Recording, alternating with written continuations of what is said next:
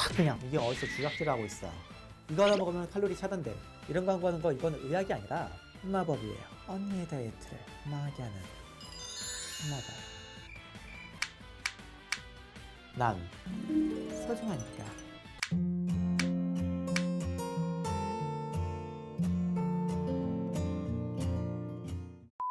아침밥을 안 먹으면 살이 더 찐다는 이야기가 있더라고요. 아무리 그래도 어떻게 사람이 개 밑에 있냐?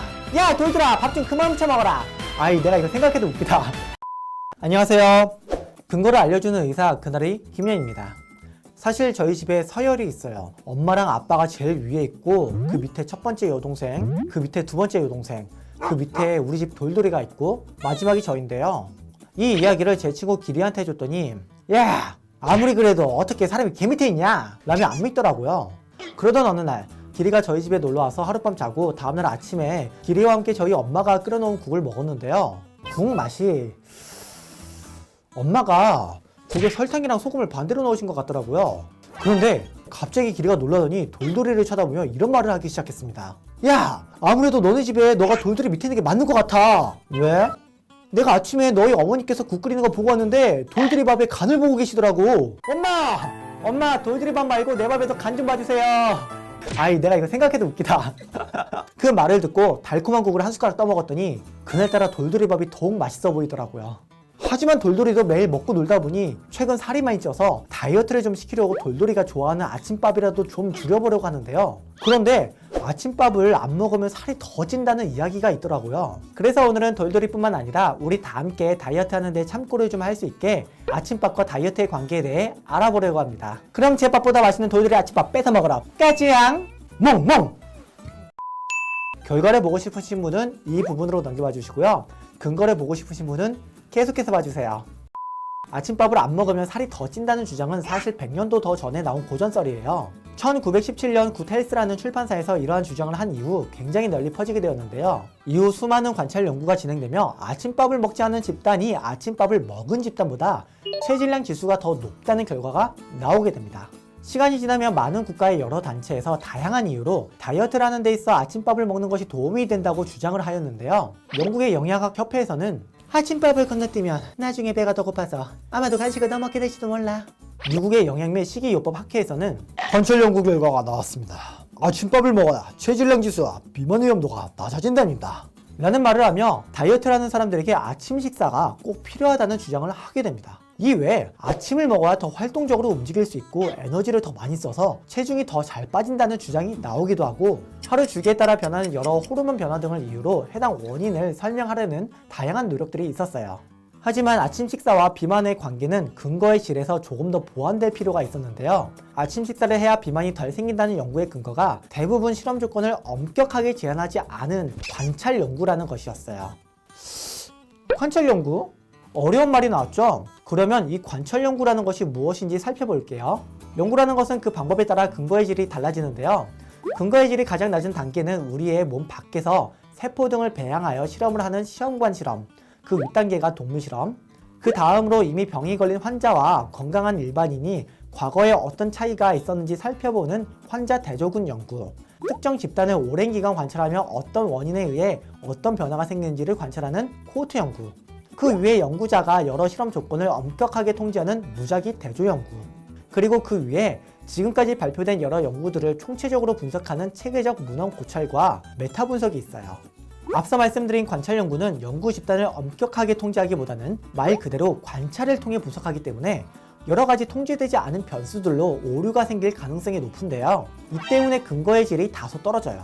물론 관찰 연구가 여러 실험에서 많은 의미를 갖기는 하지만 실험이 가능하다면 근거의 질을 높이기 위해 다양한 변수들을 더 통제할 필요가 있어요. 이러한 이유로 오늘은 관찰 연구보다 더 잘 통제된 방법인 무작위 대조 연구와 여러 연구들을 모아 비교 분석하는 메타 분석을 통해 아침 식사와 비만 간의 관계를 알아보려고 합니다.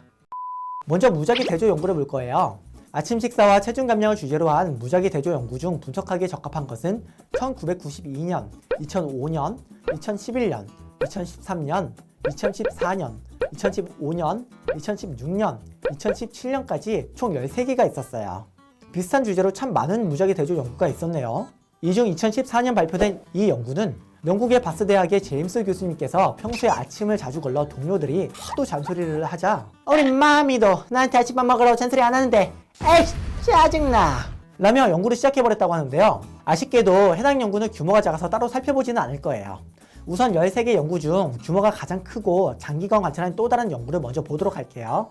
다음 연구는 앞선 아침밥을 안 먹는 제임스 교수님이 연구 결과를 발표한 시기와 같은 시기인 2014년에 발표되었는데요. BMI 25 이상이 과체중이거나 BMI 30 이상인 비만인 성인 309명을 대상으로 16주간 시행되었습니다. 연구에서는 평소 아침 식사를 하는 습관 자체가 연구 결과에 영향을 미칠 가능성을 고려하고 아침 식사 습관 변화로 인해 나타나는 영향까지 보기 위해 우선 평소에 아침 식사를 하지 않는 집단과 평소에 아침 식사를 하는 집단으로 나누었는데요.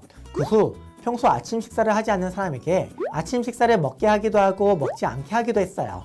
또한 평소 아침 식사를 하는 사람에게도 아침 식사를 먹게 하기도 하고 먹지 않게 하기도 했는데요. 그렇게 16주를 관찰하자 평소 아침 식사를 하지 않은 집단에서 실험 기간 동안 아침 식사를 한 것과 하지 않은 것 사이에 의미 있는 체중 감량 효과의 차이가 나타나지 않았고 평소 아침 식사를 한 집단에서도 마찬가지로 실험 기간 동안 아침 식사를 한 것과 하지 않은 것 사이에 의미 있는 체중 감량 효과가 나타나지 않았습니다. 기존의 믿음인 아침 식사를 하지 않으면 비만에 걸릴 가능성이 더 높아진다는 것과는 다소 상반되게 나왔죠. 우리 제임스 교수님께서 짜증낼 만도 하시네요. 이번에는 근거의 질이 더 높은 메타 분석을 통해 보도록 할 건데요. 메타 분석은 앞서 말씀드렸던 것처럼 지금까지 연구된 다양한 실험 결과들을 합쳐보기도 하고 비교해보기도 하며 결론을 내는 분석이에요. 1992년부터 2017년까지 발표된 무작위 대조 연구 13개를 모아서 비교 분석한 결과가 2019년 유명한 학술지인 BMJ에 발표되었습니다. 각 연구들을 비교 분석한 결과 일부 실험에서 아침 식사를 먹지 않은 집단에서 체중 감량 효과가 더 있다는 데이터가 나오기는 했으나 모든 연구 결과를 합한 최종 결과는 가운데선에 걸리며 아침 식사를 먹은 집단과 먹지 않은 집단 사이에 체중 변화에 의미 있는 차이가 나타나지 않았습니다. 한마디로 아침 식사 여부가 체중에 영향을 주지 않았을 가능성이 높다는 것이죠. 추가적인 분석에서는 칼로리를 어떤 집단에서 덜 먹게 되나 비교를 해보았는데요. 그 결과 아침 식사를 하지 않은 집단이 칼로리를 덜 먹는 것으로 나타났습니다. 비록 연구가 한 결과 차이인 이질성 정도가 79.5%로 높으나 기존까지 정설로 여겨졌던 아침 식사를 하지 않은 집단이 총 칼로리를 더 많이 먹는다는 말은 잘못됐을 가능성이 높아졌어요. 물론 이 연구는 많은 한계점을 가지고 있어요. 하지만 기존에 강하게 믿어져 왔던 여러 가지 것들이 잘못되었을 수 있다는 것을 보여줬는데요. 이에 대해 해당 연구에서는 아침 식사를 한 집단과 하지 않은 집단 사이에 대사량의 의미 있는 차이가 나타나지 않았으며 대다수 연구에서 호르몬 또한 의미 있는 차이가 없었다. 활동량을 비교 분석한 결과 아침 식사 여부가 활동량에 의미 있는 차이를 주지 않았다는 3개 연구 결과와 의미 있는 차이를 주었다는 2개 연구 결과가 있었다. 하지만 활동량으로 인한 총 열 생산에서는 아침 식사를 한 집단과 하지 않은 집단 사이에 의미 있는 차이가 나타나지 않았다 라고 분석하고 있네요. 또한 앞서 살펴본 연구 결과처럼 아침 식사를 하는 집단에서 칼로리 섭취량이 더 많다면 아침 식사를 하는 집단이 오히려 체중이 더 늘어야 하는데 그렇게 나타나지 않은 이유에 대해서는 실험의 한계로 인해 관찰 기간이 너무 짧아서 그런 것으로 추정하고 있습니다. 이외에도 몇 가지 실험 내적 오류의 위험이 있기 때문에 앞으로 더 대규모의 장기간에 거친 연구가 필요할 것으로 보이네요. 결론적으로는 어린 시절에는 아침 식사가 집중력과 주의력 향상과 같은 중요한 영향을 주므로 아침 식사를 하는 것이 좋지만 체중 감량을 하는 성인에게 아침 식사를 권하는 것은 주의가 필요하다고 말하고 있습니다. 짧은 연구 기간이나 여러 실험 내적 오류 등으로 다소 한계는 있지만 해당 연구는 아침 식사와 비만의 관계에 대해 기존의 통념을 깨는 현재까지 나온 가장 최신의 연구 결과인데요.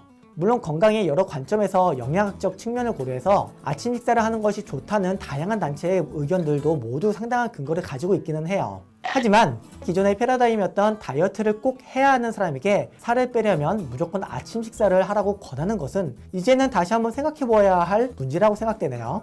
이번 연구 결과를 통해 다이어트를 해야 하는 성인이 다이어트를 위해 아침 식사를 해야 할지 말아야 할지 고민될 때는 개인의 생활 습관에 맞게 자유롭게 선택해도 된다는 결론을 낼 수 있겠습니다.